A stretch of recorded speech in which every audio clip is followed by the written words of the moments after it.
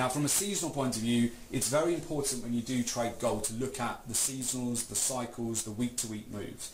What we've definitely observed this year in general would be that typically Thursdays, there's only been one Thursday so far in 2019 where the US dollar has pulled back and been weak. So the anticipation would be, from a trading point of view over this week, that we might see some upside here for gold right the way through to Wednesday's FOMC statement. So we're looking to target around 1310, and then following on from that, we could potentially see a pullback after we go through potentially the follow-through move on the FOMC statement, and also comments from the European Central Bank. Both have been they've been of a dovish stance. That's it, they've been very dovish, as you say.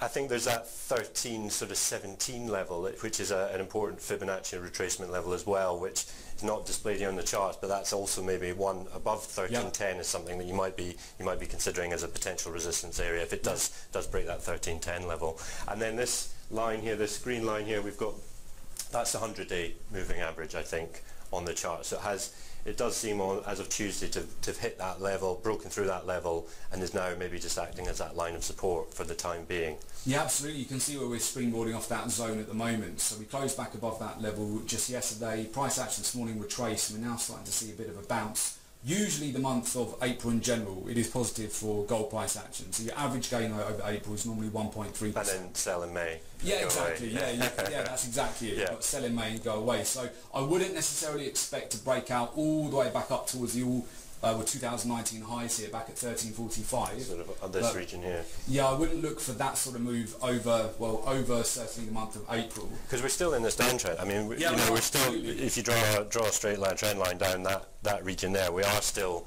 seeing trend resistance happening, I think, and it would be quite interesting to see if it can break out of that kind of trend resistance, I guess. Yeah, absolutely. It would make sense for the time being for a move, potentially we hold above 1300, make a move up to 1310, possibly consolidate at that move, like move up to that Fibonacci zone 1317 later this week or into next week as we progress throughout the month. But I wouldn't necessarily expect that to follow through as we transition into May, being a very bearish month normally for commodities, and the US dollar picks up momentum.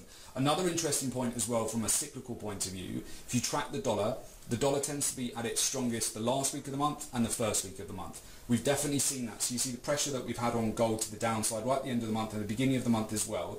If you trade gold regularly, you want to look at that. So you want to look at gold normally will sell off at the end of the month and the beginning of the month. So last week, first week, non-farm payroll. But then the dollar starts to dissipate, exactly what we're seeing at the moment. The dollar is pulling back and gold starts to pick up momentum mid-month. And now we're into the second week of April. I'd expect, especially with the FOMC. And we can see that happening here through March, time and time again. through February here.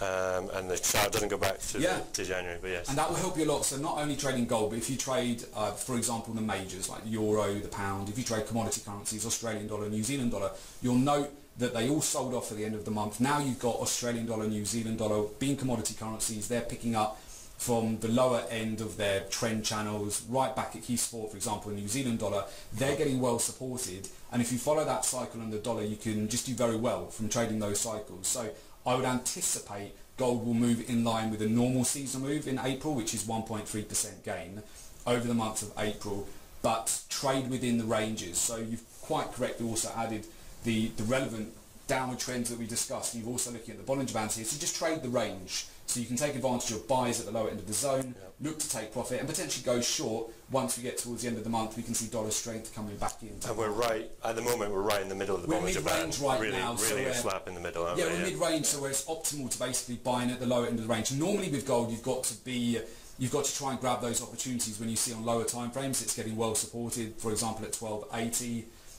We had looked at certainly the commitment of traders data last week, increase in overall net long positions from hedge funds and money managers. We see them buying the dip here, so each time we're getting right towards the lower end of these channels, where potentially some traders are looking to sell gold, it's normally not a good idea to sell it once it's getting oversold, once it's reaching the lower end of the trend channels, because that's when you can see buyers come back in. You can see both Thursday and Friday driven down towards the daily lows, then found support 1280, and we've springboarded higher from those levels. So that's where we've continued to see momentum to the upside just follow through and just the price action drive higher.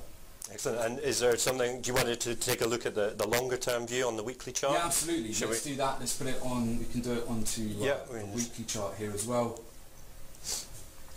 So we're at 13.0161, but I'm looking for a move up to around that 13.10, but I will start to get on the defensive tomorrow as it gets closer to the FOMC statement, the European Central Bank announcement. So the FOMC, the minutes from the FOMC, excuse me, they are scheduled due to come out tomorrow at 7 o'clock London time.